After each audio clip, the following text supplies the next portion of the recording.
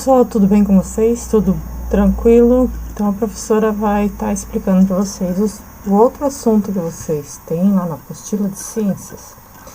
Esse assunto ele vai estar relacionado bastante com a física, tá? E um pouquinho com a química. E aí nós temos que entender o que é física dentro no nosso contexto.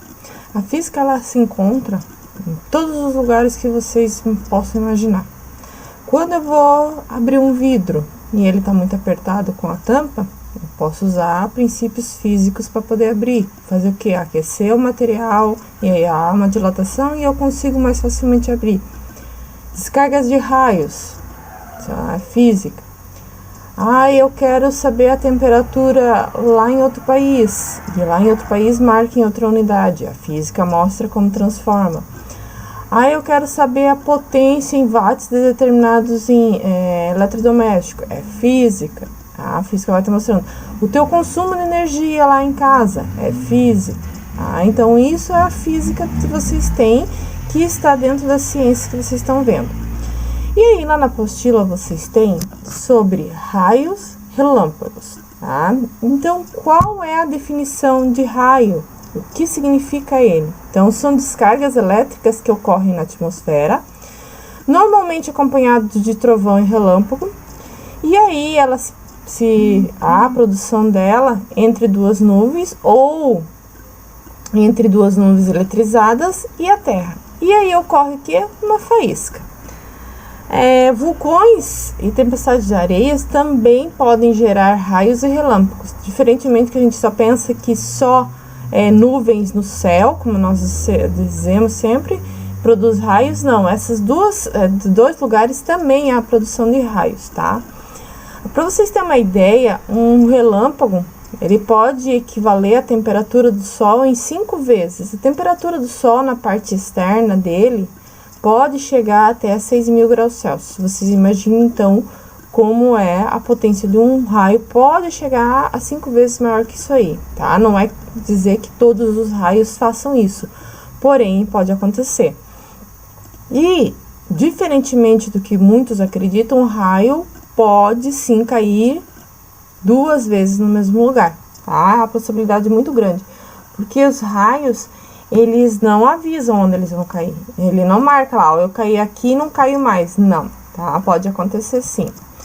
E aí, o que é relâmpago? Tá? São descargas semelhantes que ocorrem entre duas nuvens carregadas de eletricidade diferente. Quando a gente fala de eletricidade diferente, positivo e negativo, tá? E aí, como que isso acontece? Acontece assim, quando as camadas situadas ali na parte inferior da nuvem, ela puxa uma carga positiva da superfície da Terra. Então, positivo com negativo, quando a gente tem dentro da física, tá? A gente explica dentro da ciência também, ele se atrai, positivo com negativo. Então, essa atração ocasiona o relâmpago. Outra coisa que nós podemos encontrar dentro dessas descargas elétricas é o trovão. E aí, como que esse trovão, essa expansão de ar, como vocês vão ver ali, ele ocasiona esse barulho, tá? Então, o trovão é um mecanismo de estouro, parecido com uma bombinha. Então, o ar se expande de uma vez só, bruscamente, e aí produz o som, tá? O próximo ali. Quando a gente tem essas descargas elétricas, nós temos que ter proteções para, por exemplo, prédios, campos. Então, existe um utensílio muito utilizado, que é o para-raios. E aí, a finalidade dele é desviar essa quantidade de eletricidade provocada por essas descargas elétricas atmosféricas. Então, ele vai desviar isso para onde? Para a Terra, tá?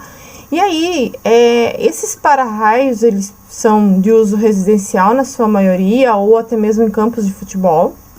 E ele é utilizado para proteção desses prédios, das pessoas, dos animais que estejam ali próximos a ele, tá?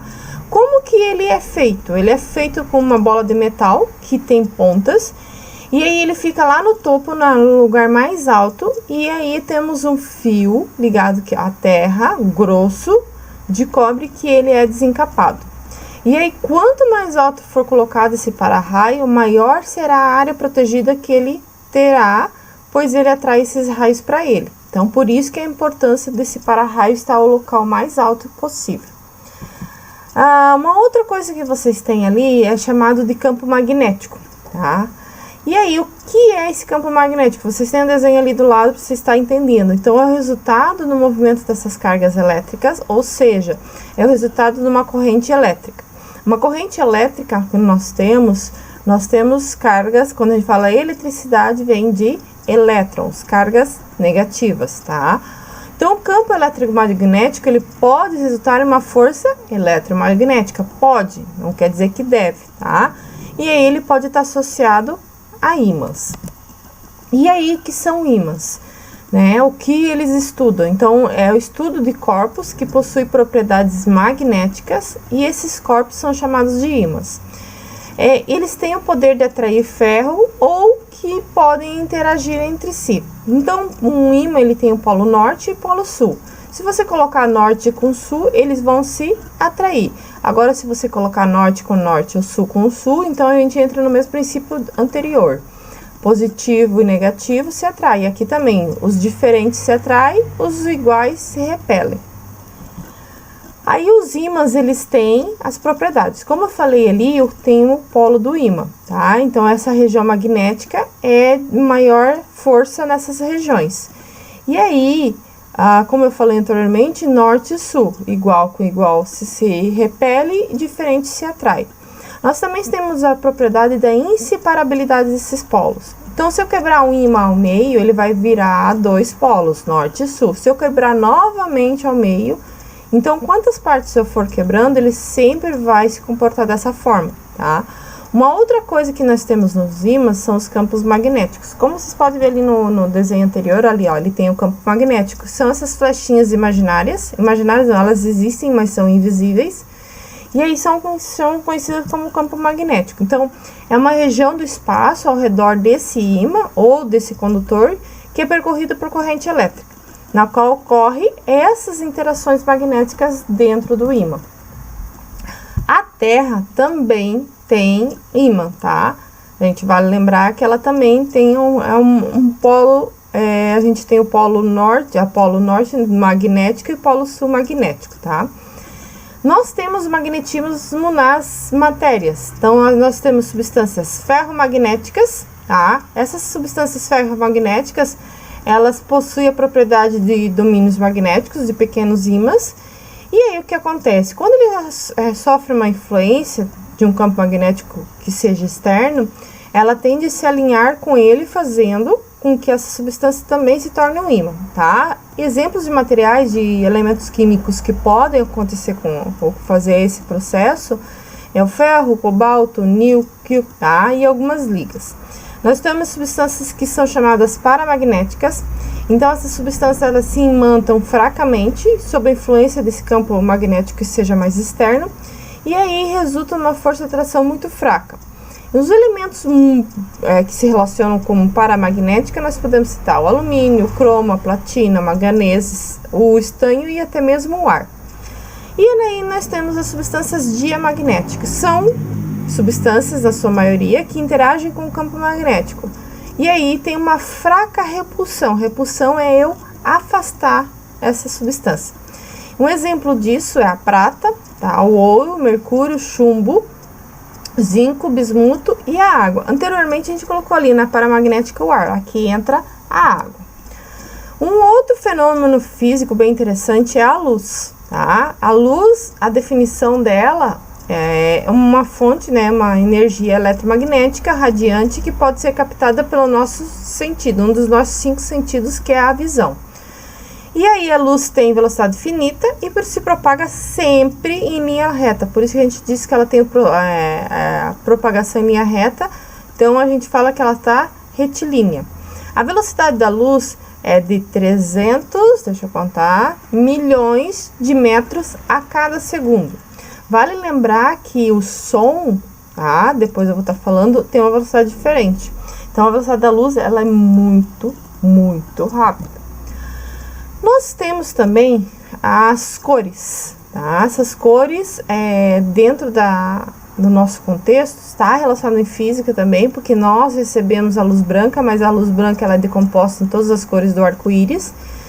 Mas nós temos as cores primárias, que são chamadas de cores puras, tá? Aí nós temos vermelho, azul e amarelo. Até tem que arrumar, tá verde ali, mas é amarelo, tá? E as cores secundárias são formadas por misturas de duas ou mais cores, tá? E é a mistura dessas cores primárias. Um outro fenômeno que nós podemos ver em física é o som. Então, é uma vibração que se propaga pelo ar, transmitindo energia, mas nunca matéria. E aí, a velocidade do som, ela se altera no material que ela estiver se propagando, tá? O meio que ela se propaga. E uma onda de som, ela pode se propagar pelo ar, mas também por outras formas das moléculas. A velocidade do som é de 340 metros por segundo. Por isso que quando nós vemos um raio ou a mesma explosão de um fogo de artifício, primeiro nós ouvimos o som e depois vemos a luz. Essa diferença de velocidade desses dois princípios físicos que está explicando isso. Então, a diferença de velocidade, tá? Então, se o som ele se propaga ali, ó, menor velocidade de propagação no estado gasoso. E aí, quanto mais para a esquerda, ali para a direita, para minha direita aqui, maior a velocidade de propagação do som, tá? Então, isso aqui é um pequeno resumo que vocês vão encontrar, que vocês vão ver lá na apostila. Desejo a todos um bom dia